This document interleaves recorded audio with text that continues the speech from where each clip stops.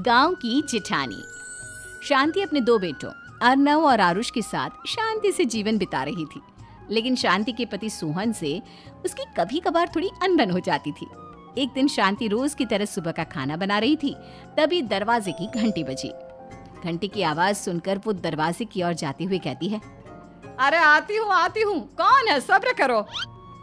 शांति दरवाजा खोलती है तो देखती है कि उसके जेठ मोहनदास सामने खड़े होते हैं।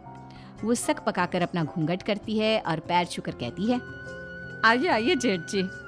कैसी हो शांति? जी मैं तो बिल्कुल ठीक हूँ, सब आपकी मेहरबानी है भाई साहब। शांति और मोहनदास की बातें सुनकर शांति का पति सोहन और उसके दोनों बेटे बाहर आ जाते हैं। अरे भैया राम राम, कैसे हो आप? राम राम भाई। अरे शांति ऐसे खड़ी खड़ी क्या देख रही हो? चाय कॉफी कुछ लेकर आओ, भैया आए हैं। शांति तेजी से रसोई की ओर आगे बढ़ती हुई कहती है, अरे मेरी माँ, गेट खोलने के चक्कर में मेरे तो चावल ही जल गए। वो दौड़ी दौड़ी रसोई में जाती है और देखती है कि सारे चावल जल गए हैं।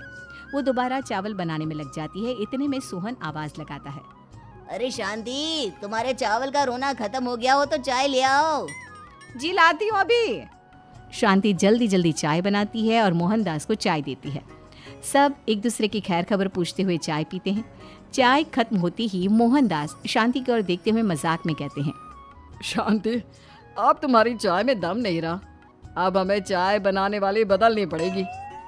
ये कैसे मुमकिन होगा जेठ जी, घर और बाहर का सारा काम मुझे ही करना पड़ता है और कभी कभी जल्दी जल्दी के चक्कर में काम बिगड़ जाते हैं, जैसे आज चावल जल गए। अरे इसी का तो हल लेकर आया हूँ। मैंने रिश्ता देखा है अर्नव और आरुष के लिए। दोनों लड़कियां बहुत सुंदर और सुशील हैं। अगर आप दोनों इजाजत दें तो बात करूँ आगे। सोहन और शांति रिश्ते की बात सुनकर कहते हैं, अब ठीक है, बात चलाइए ना भैया, पर पहले लड़की के बारे में कुछ बताइए तो सही। हाँ भाई साहब, लड़की कैसी है, परिवार कैसा है, कहाँ के रहने वाले हैं? देखो परिवार तो बहुत अच्छा है, पर वे दोनों लोग बहुत गरीब हैं। दहेज में कुछ मिलेगा नहीं।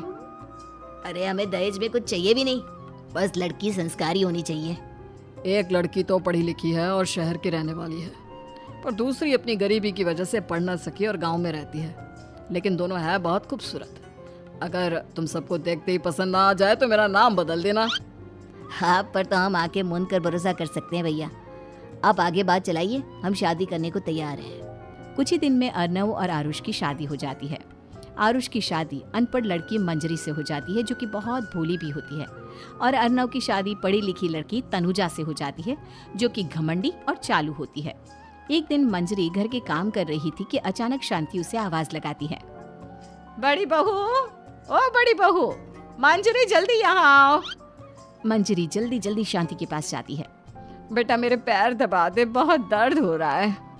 जी माँ जी, बस बर्तन धोकर आती हूँ। अरे बैठ यहाँ, मेरे पैर में बहुत तेज दर्द हो रहा है, बर्तन छोटी बहू धो लेगी। मंजरी शांति के पैर दबाने लगती है तो शांति तनुजा को आवाज लगाती है, छोटी बहू, और छोटी बहू। तनुजा थोड़ी देर से आराम से चलकर आती है। जी माँ जी, आपने बुलाया मुझे? आपको कोई काम था क्या? तू कुछ काम कर रही है या? शांति की बात काटते हुए तनुजा बोलती है, कुछ नहीं माँ, फोन पर अपने घर पर बात कर रही थी। अरे बाद में बात करियो अपने घर वालों से, पहले जाके बर्तन धो ले। तनुजा मुंह बनाते हुए अपनी जिठानी की ओर देखती है और मन ही मन कहती है, ये महारानी वहाँ बैठी है, ये नहीं कि बर्तन धो ले। मैंने इतनी पढ़ाई बर्तन धोने के लिए की थी क्या? तनुजा दांत पीसकर वहां से चली जाती है। अगले दिन सब दफ्तर चले जाते हैं, तभी डाकिया चिट्ठी लाता है। शांति चिट्ठी लेकर मंजरी से कहती है, बड़ी बहू, जरा छोटी बहू को बुलाना, एक चिट्ठी आई है। मेरी तो आंखें कमजोर है तो मुझसे पढ़ा नहीं जाएगा। मंजरी तनुजा के पास जाकर कहती है, तनुजा, तुम्हें माँ जी बुला रही हैं।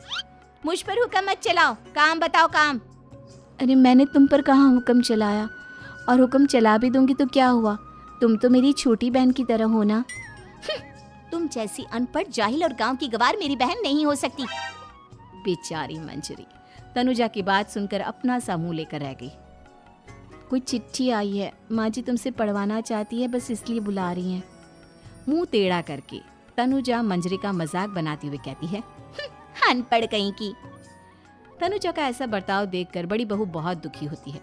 तनुजा को अपनी पढ़ाई का घमंड इतना हो गया कि अब वो घर के कोई काम नहीं करती और अपनी जेठानी का मजाक बनाती रहती। तनुजा का ये बर्ताव अब उसकी सास को भी नजर आने लगा था। एक दिन शांति ने अपनी बड़ी बहू से कहा, मंजरी, तनुजा हर समय तुम्हारा मजाक उड़ाती है, तुम्हें गुस्सा नहीं आता क्या? आता तो है माँ जी, लेकिन मैं क्या करूं?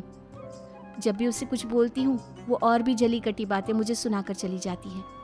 मैं उसे अपनी छोटी बहन की तरह प्यार करती हूँ, लेकिन उसके दिल में मेरे लिए कोई इज्जत नहीं। बहू, तूने वो कहावत सुनी है, जुल्म करने वाले से ज्यादा जुल्म सहने वाला अपराधी होता है। मंजरी अपनी सास का इशारा समझ जाती है।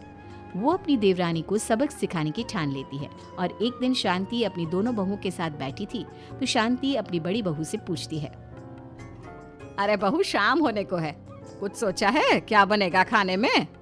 माँ जी, मेरे तो सर में बहुत दर्द है आज। मेरी प्यारी देवरानी ही कुछ अंग्रेजी खाना बनाकर खिलाएगी। सुना है पढ़े लिखे लोग अंग्रेजी खाना बहुत अच्छा बनाते हैं, क्यों तनुजा? इतना कहकर मंजरी अपनी सास की ओर देखकर मुस्कुरा दी। तनुजा अपनी तारीफ सुनकर बहुत खुश हो गई। इतने में शांति कहती है, ये तो सच बात है छोटी बहू, ये तो मैंने भी सुना है। हम भी पक गए हैं बड़ी बहू के हाथ का खाना खा खा कर। तनुजा, तुम्हारी माँ भी तो तुम्हारे खाने की बहुत तारीफ करती हैं। आज हमें भी खिला दो कुछ अच्छा सा बनाकर। शांति की बात सुनकर छोटी बहू और आसमान पर चढ़ गई, पर उसे ये कहाँ पता था कि उसकी सास और जेठानी उसे सबक सिखाना चाहती हैं। तनुजा अपनी तारीफ सुनकर खुश तो बहुत होती है, पर सोचने लगती है, मुझे तो कैसा भी खाना बनाना नहीं आता। अब मैं क्या करूंगी? अगर मैंने इनको सच बता दिया तो मेरी सारी इज्जत मिट्टी में मिल जाएगी। अरे छोटी बहू, क्या सोच रही हो? खिलाओगी ना अपने हाथ का अंग्रेजी खाना? छोटी बहू हाँ में सर हिला देती है। अचानक से उसके दिमाग में एक आइडिया आता है। मैं इंटरनेट से देखकर कुछ बना लेती हूँ, मेरी वाहवाही पूरे घर में हो जाएगी। मुझे कौन सा रोज रोज बनाना है। माँ जी, आज आप सबको ऐसा खाना खिलाऊंगी कि। इतने में शांति छोटी बहू की टांग खींचते हुए कहती है कि पता नहीं कैसा खाना खिलाओगी। ए ऊपर वाले, हमारी रक्षा करना। इतना बोलकर शांति और मंजरी दोनों जोर जोर से हंसने लगते हैं। अब तनुजा रसोई घर में चली जाती है और खाने की तैयारी करने लगती है, पर उसे रसोई घर की चीजों के बारे में तो कुछ नहीं पता। जैसे तैसे सारी चीजें निकालती है और इंटरनेट पर देखकर खाना बनाती है। कुछ ही देर में सब लोग घर आ जाते हैं। अरे सुनते हो, आज का खाना हमारी छोटी बहू बना रही है। अरे वाह, आज तो फिर कुछ अंग्रेजी खाना खाने को मिलेगा। कुछ ही देर में खाना बन जाता है तो छोटी बहू सबका खाना लगा देती है। इतने में बड़ी बहू कहती है, क्या बात है देवरानी जी, आज तो बहुत अच्छी खुशबू आ रही है। ये बात तो सही कही बड़ी बहू तूने, खुशबू तो अच्छी है। ऐसी खुशबू तो मेरे खाने में भी नहीं आती। सब मिलकर छोटी बहू की बहुत तारीफ करते हैं और छोटी बहू 7वें आसमान पर बैठ जाती है। अब सभी खाना खाते हैं। जल्दी जल्दी दो, अब तो मुंह में पानी आ रहा है। हाँ हाँ, मुझसे भी नहीं रुका जा रहा। जैसे ही सोहन एक निवाला खाता है तो उसकी आंखों से पानी आने लगता है।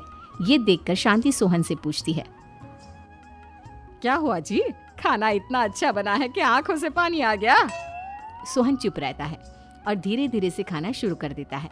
इतने में सोहन छोटी बहू से कहता है, बेटी तुम भी तो खाओ, तुम क्यों रुकी हो? खाना सच में बहुत अच्छा है। ये कहकर सोहन जोर से हंस देता है। फिर सब खाना खाने लगते हैं, लेकिन खाने में नमक और मिर्च तेज हो गई थी। तनुजा से कोई कुछ नहीं बोलता, बल्कि उसे भी खाने को कहते हैं। जैसे ही छोटी बहू खाना खाती है वो पानी पानी कहकर चिल्लाती है, पानी, इसमें तो पानी। ये खाना तो सच में इतना अच्छा बना है कि हमारे साथ साथ देवरानी जी भी इसके स्वाद को कभी नहीं भूल पाएंगी। सही कहा बहू। तनुजा को अपनी गलती का एहसास हुआ और उसने अपनी सास से कहा, माँ जी ये मेरी गलती नहीं है, इंटरनेट पर दिखाया था कि 4 चम्मच नमक और मिर्च डालने हैं। अब मंजरी को भी मौका मिल गया और उसने तनुजा पर तंज कसा, नाच न जाने आंगन टेढ़ा, हर जगह अपनी पढ़ाई दिखाती हो, दूसरों का मजाक उड़ाती हो।